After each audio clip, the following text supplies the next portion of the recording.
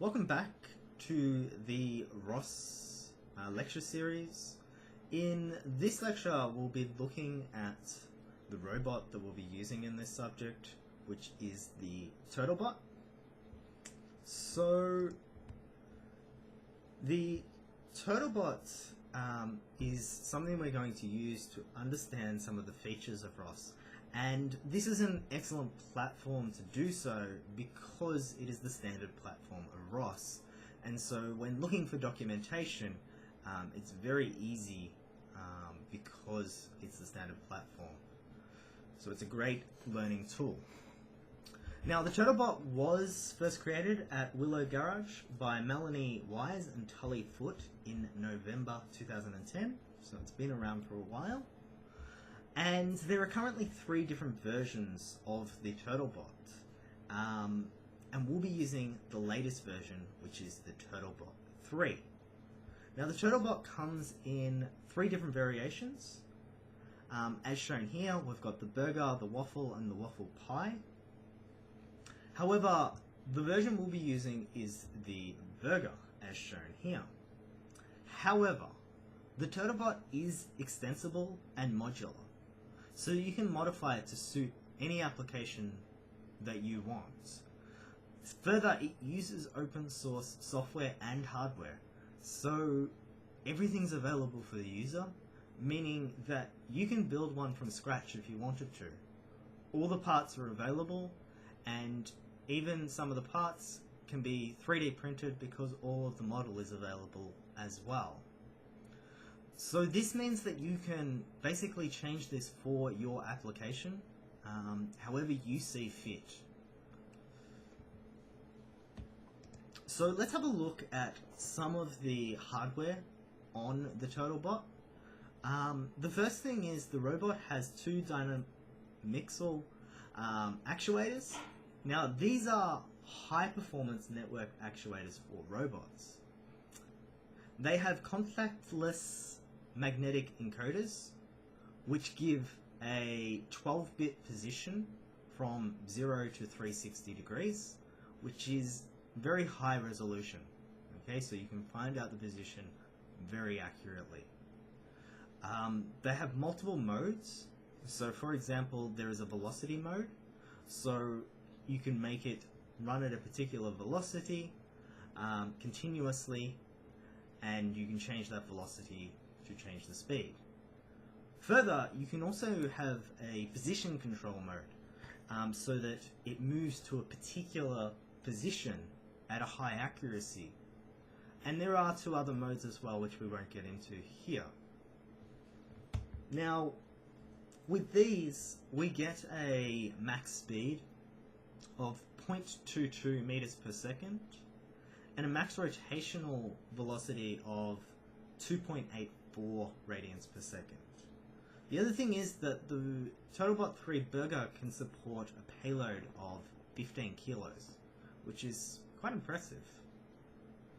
Now, if we have a look at the TURTLEBOT, we'll notice that it doesn't have just one board, but it has 2 boards. It has a Raspberry Pi, specifically a Raspberry Pi 3 Model B. And this has Bluetooth and Wi-Fi and a bunch of USB connectors, which is very handy for a lot of applications. The Raspberry Pi is the TURTLEBOT's PC, and it runs Linux. Okay, so it'll be a familiar operating system because you'll be using this with the remote PC as well. And it would have ROS installed. Okay, so it needs to have ROS installed as well, along with whatever packages you need and nodes. It performs the operations to control the robot components, and collects and sends the sensor data. Okay, so it's basically communicating with the remote PC so that it can pass data between them. The other board is the OpenCR board, and this is an embedded board that's used as the main controller of the TURTLEBOT. The reason that the embedded board is used to control and also deal with the sensor readings is that if we were to use the Raspberry Pi, we could not guarantee real-time operation. So rather, the OpenCR will do all the collecting of the data and the control and communicate with the Raspberry Pi to know when to control and what data to collect, and any conversions or maths or functions it needs to do in real time can be done on the OpenCR board. Now, the reason that we want to use the OpenCR board is because we get this real-time operation. And the reason that we get this is because there's no operating system. This board has an ARM processor, specifically an ARM Cortex M7, which is running at 216 megahertz. And so this can perform functions requiring high performance compared to the Raspberry Pi. Comparing it to the Raspberry Pi, this has a Linux operating system, and because of that you've got lots of processes happening at the same time, and so what's happening there is they're sharing the processor and the resources, meaning that your processors cannot be guaranteed to be in real time, as the other processors will be competing with them. And so this is why we use, well, this is why the OpenCR board is used.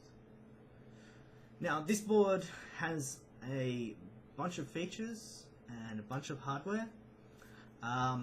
It has a whole heap of communication interfaces. So you've got USB, you've got TTL, you've got UART, you've got SPI, I2C, and also CAN.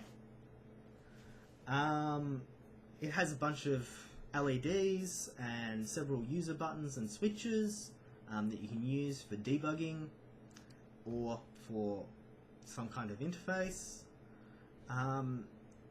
One of the biggest things it has on it is the IMU, so this is a 9-axis, and specifically it's an MPU 9250. So this gives us a gyroscope, an accelerometer, and a magnetometer, all 3 axes, and so we can use that to find information about the robot and where it's moving and how fast it's moving and so on. Now this is located right at the center of the board, so it gives good, accurate measurements. The other big feature on our TURTLEBOT is our laser distance sensor. So this is a 2D laser scanner, and it senses 360 degrees around the robot, and how it does this is it spins around, and you'll see this when you use the TURTLEBOT. This uses a USB interface, so it's really easy to set up and test, and you can use this independent of the robot if you wanted to use it for some other application. Now, in the very first lecture, we saw how to set the IP address for ROS, and we're going to do this again, but slightly differently, because now we have 2 or more devices. In our case, we're going to have the TURTLEBOT and the remote PC, which will communicate with the TURTLEBOT. Now, if you already know the IP address of the TURTLEBOT, you can skip this first step, but at the very start you won't know the IP address, and quite possibly it won't be connected to a Wi-Fi network yet. So what you need to do is connect your TURTLEBOT up to a monitor, get a keyboard and mouse, and then run the Raspberry Pi, and you should see a graphic user interface so that you can set the Wi-Fi connection and password and so on, so you can get it to connect when it starts up, so you don't need to set that every time. But the other thing you need to get is the IP address of the TURTLEBOT. Now, you may want to set this as a static IP address so that you don't have to change this every time, but if it is dynamically allocated, then you will need to check each time what the IP address is. And you can do that just using ifconfig, as we did in the first lecture, as shown up the top here. Now, connecting the TURTLEBOT up to a screen and connecting a keyboard and mouse can be rather annoying, especially if you have lots of robots. So once you have the IP address, you can connect to the TURTLEBOT remotely, such that you can pass commands and run all your commands remotely and even install software, etc. And this is done using SSH. So if we're on Linux, which if you're doing this from the remote PC, you can just type SSH, then pi, unless you've changed the username, at the IP address of the TURTLEBOT. Now, the default password for the TURTLEBOTs is going to be TURTLEBOT, so you can just use that as the password, and then you'll be connected to the TURTLEBOT remotely. So this will allow you to run whatever commands you like and access the file system and so on. Now, if you prefer, if you just want to connect to the TURTLEBOT via Windows and use your remote PC just to run the ROS stuff, you can do that, and you can do that just using a terminal program such as PuTTY or Terraterm, and the same thing applies. You can just put the IP address and connect using the username and password, and then run your commands. So once you're connected to the TURTLEBOT, however you want to do it, either via SSH on Linux, PuTTY on Windows, or just using a screen and a keyboard, we then need to change some settings. So we'll need to open up the bash RC file. So to do this, we're going to use the nano editor. You can use another editor if you like, but this one's nice and simple to use. So to do that, you can see the command on the slides, and then we're going to go down the bottom and we're going to add 2 lines. So the first line is export ROS master URI equals http:// and then there's an IP address. Now, this IP address needs to be the IP address of the remote PC. So this is the PC that will run ROS core. Okay, so if you have multiple computers in your ROS network, it's the one that's going to run core, okay, because that's where the master is. So this IP address is the remote PC.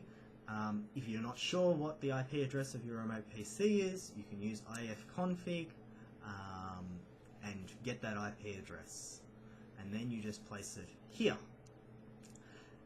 Then you're going to have colon and then the port number. For all the stuff we're using, we're going to use the port number 11311, but you can change this if you need. Then on the second line, we've got export ROS hostname equals, and then we've got the IP address of the TURTLEBOT. So this is the one that we found earlier using ifconfig, and this needs to be set for however for each of your TurtleBots if you have many, and if you just have one, then it's just this one. Okay, but it does need to be set. This is where a static IP address comes in handy, because if you set this once, then you don't need to change it again. Alright, so now what we want to do is set up the remote PC. Now, we do this by opening up bash RC on the remote PC. Now, this is not connected via SSH to the TurtleBot, this is on the actual remote PC. So open a terminal and then open up the bash RC file using nano. Now, the settings for this are going to be the same as last time from the first lecture for your hostname and master. If your IP address has changed, then you can change it, but the hostname is going to be the IP address of the remote PC, because it is the PC that is running core, and you'll notice that the master just has ROS hostname in where the IP address is, because this is the PC that will be running the master. We've also got another line there, which is export TurtleBot 3 underscore model. You can't really see the underscore on the slides, sorry about that, but that equals burger. So what this is for is so that RViz knows which model to display, and also for some of the other nodes that need to know which type of robot we're using. So this will just set that. So if you are using a different one, you can change that. Okay.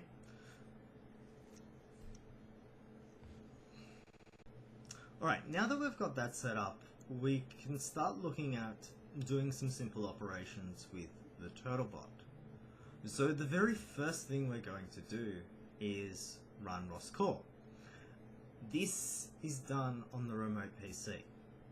Okay, so this should not be done on the TurtleBot itself because of the way we've set this up. Okay, so ROS core will run on your remote PC. Then on the TurtleBot, which you will have a connection to, as mentioned before, via SSH or a terminal program, or just on a keyboard and mouse and a monitor. And we're going to run basically TurtleBot core by running ROS launch TurtleBot 3 bring up TurtleBot 3 underscore robot launch. Now this runs TurtleBot 3 core, and this performs all the communication with the embedded board and the laser distance sensor, and basically controls the robot. When you start this up, it does a whole heap of checks and setups, and you can see this on the screen. So it's basically pinching out all the information about it, so you can see the parameters and the nodes that it's sending off, and you can see that TurtleBot 3 core as the first node there, and it's probably the most important one. You can see that it knows where the master is, okay, and this is why it's important that you start up ROS core beforehand. And then from there, you'll see it connecting to dev at TTY ACM0. That's your Raspberry Pi connecting to the OpenCR board. Then it sets up a bunch of publishers and subscribers. Okay. And then it'll do a calibration at the end, and then it's all set up. If there's any connections, issues, this will come up now and you can fix them and then rerun it. So it checks everything and checks that you've set everything up correctly. So you shouldn't have to worry too much. It will tell you if you've done something wrong. Alright, so from there, we can go back to our remote PC and start playing around and testing basically the TURTLEBOT using some of the things that they've used in the previous lectures. So the first thing we can try is seeing the robot in RViz. So I haven't actually put an image of this because you'll see it yourself in the labs. But to do so, we're going to run a couple of commands. So we're going to run ROS launch turtle3 bring up turtlebot3 remote.launch.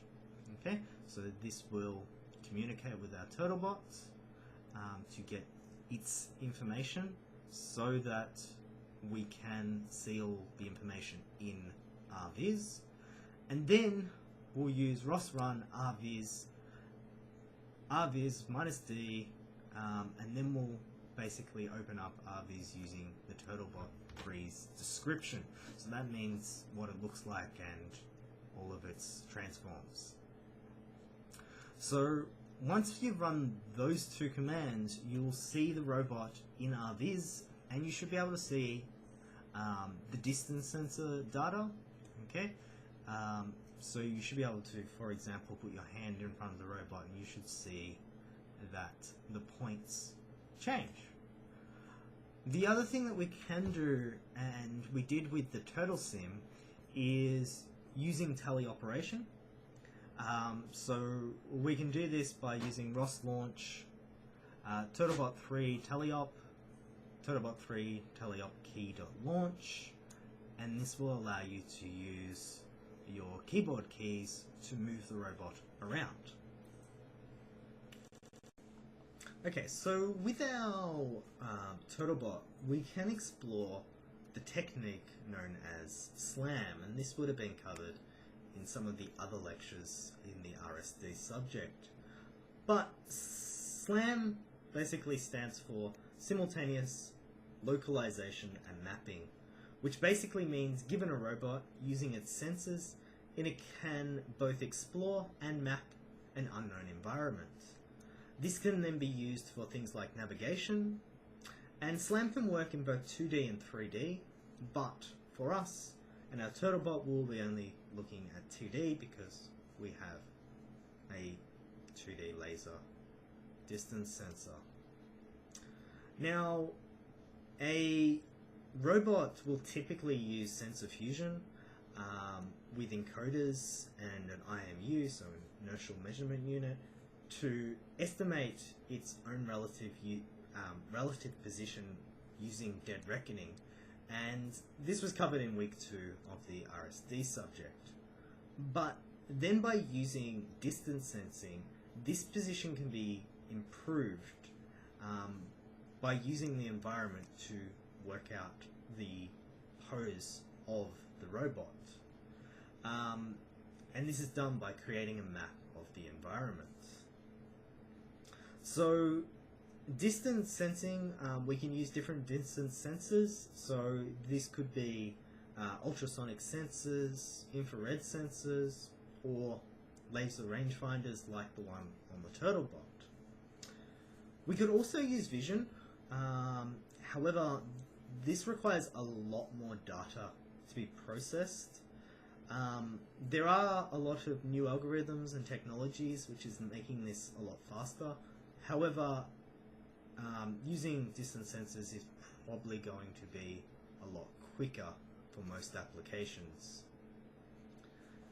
Now, for the TURTLEBOT, we'll be using a method known as G-mapping, which uses laser range data to learn maps by using Rayo Blackwellized particle filter.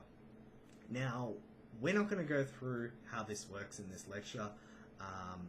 It's a rather complex algorithm, but I will include the papers to it in the links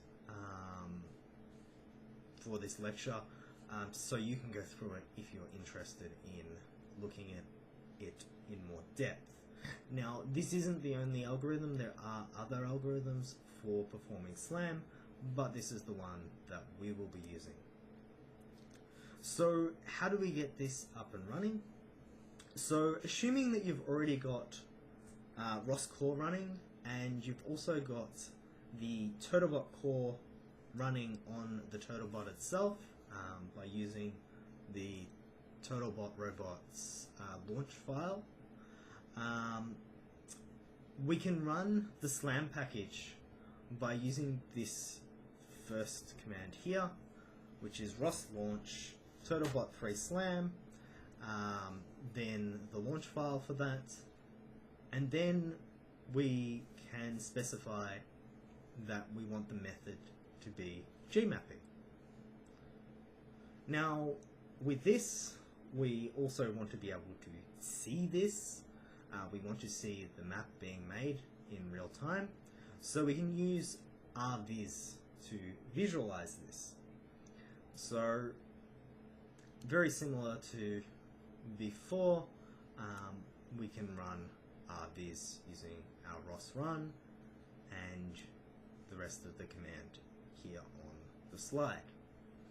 Now with this, you could then start up the teleoperation to move the robot with the keyboard, such that you can map out your environment and such that you will get a map. So you want to basically map out the whole environment first, and then once you've got the map, you can then save that map.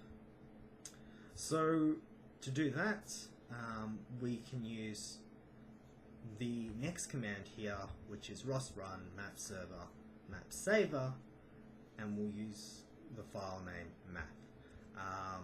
You can give it a different name if you want. You can see the results of the map file here. So you can see this image here, and this is the map that the TURTLEBOT basically created by moving around its environment. Ideally you want to have the map completed, because then you can use it for your navigation.